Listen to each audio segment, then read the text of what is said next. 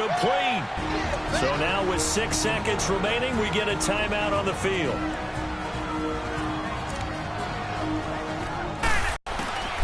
Mayfield to throw. He's going to loft one deep left side here. And it's knocked away and incomplete. 4 quarters not enough. We're all even, and to overtime we go. How much fun is this for everyone who's watching the game? How much fun is it for us to see this one get an extra period to get settled?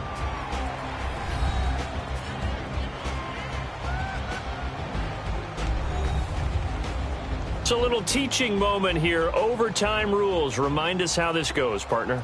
Okay, so in the past, we had sudden death. First team to score wins, but no longer.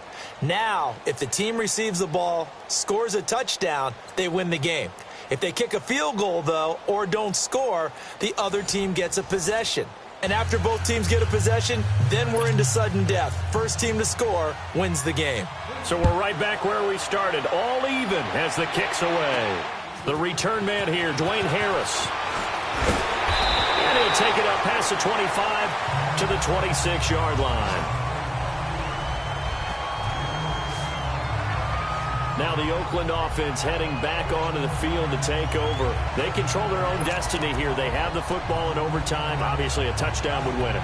And I think teams around the league are still adjusting to the idea of going downfield, scoring a touchdown wins the game, because they were used to just going downfield and trying to get in field goal range to win a game. Still having to make that transition.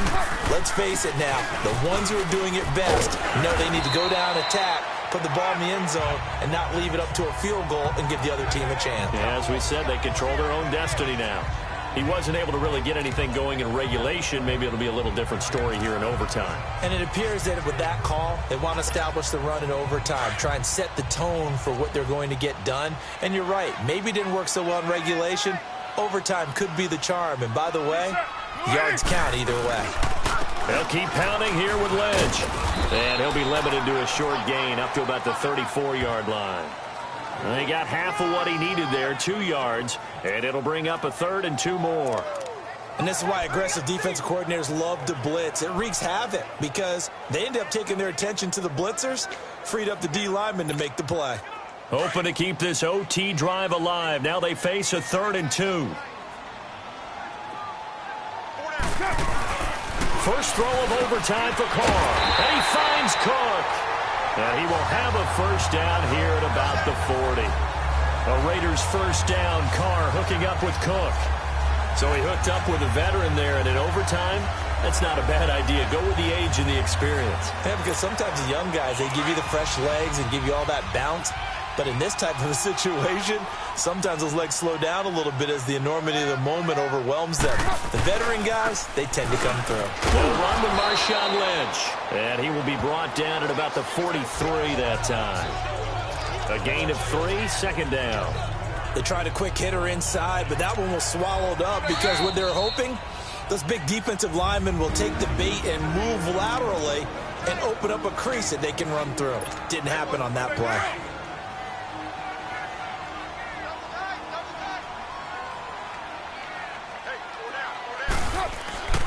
Now Carr throwing on 2nd down. And throw right side complete to Parker. And he'll get up near the 45. They'll spot it at the 44. They'll give him a yard on the play, and they're going to have a 3rd down.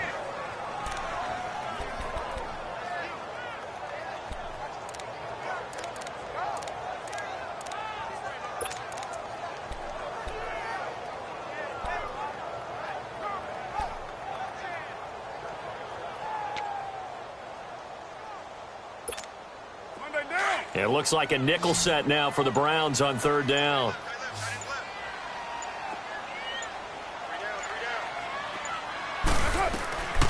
Shotgun now for Carr. Finding his safety valve here. That's complete. It'll be a pickup of only a yard, and that's going to make it 4th down. Well, I know you're toward the middle of the field here, but still, 4th down this distance, you got to punt it right. That's definitely the first instinct because you say, okay, let's just play some field position, make sure we don't lose the game here, turn it over in a key spot.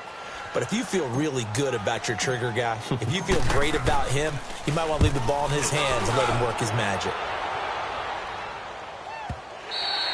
And that'll hit in the end zone. Much too much leg there. That'll be a touchback. And now Cleveland geared up to take the field. Their defense did its job, got the stop. All they need is 3, and this is over. Couldn't have done much else other than score themselves and end it. But they turned it back over to them, and now all they need is a field goal to win the game. An excellent job by the defense. Can the offense finish things off? Yeah, part 1 is done, now part 2. The first throw in overtime for Mayfield now. Throw left side, caught by the tight end Njoku. And able to break one tackle, but then quickly brought down. But a nice little gain.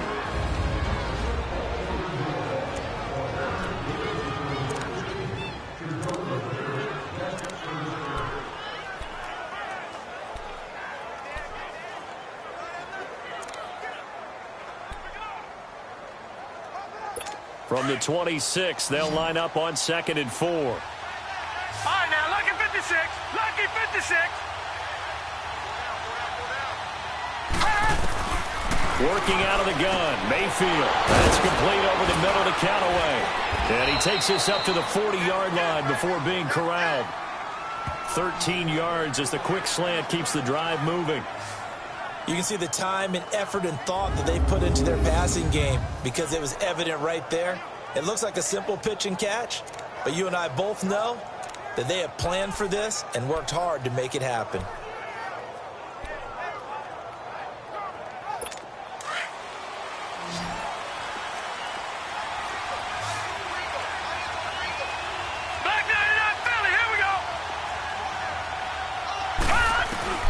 First down, Mayfield. And he will find his big tight end over the middle. And he's going to get this all the way down inside the 35. A really good pickup of 28 yards. Partner, it's a lot of fun watching the NFL now, isn't it? Because when the big fella runs routes, it used to be when we were kids, he'd run about 3 different routes, and that was it. Now he can run anything and catch the balls we just saw there. So they'll come up 1st and 10 now from the 33. Mayfield now looking to throw on 1st down.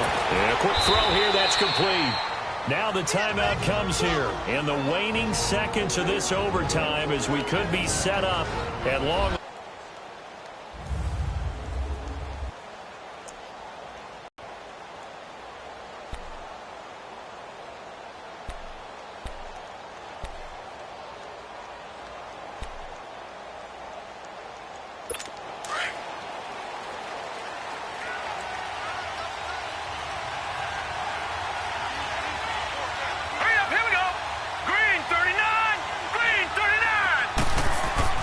From the red zone now, Mayfield. That's taken in by Callaway. And brought down, but not before they get it inside the 10 to the 7. Well, we had 2 ties last season in 2016, and now we've got another here. They're part of the game, and I can sound philosophical here and say, well, what can you do? But neither team happy, right? No one wants to walk away from here with a tie. But I guess it's better than walking away with a loss, right? Yeah, I guess that's the bright side for both teams, but nobody walking away a victor. So that's a wrap for Charles Davis. I'm Brandon Gaudin, and this has been a presentation of the NFL on EA Sports. For more, check us out at easports.com. From Oakland, we sign off. So long, everybody.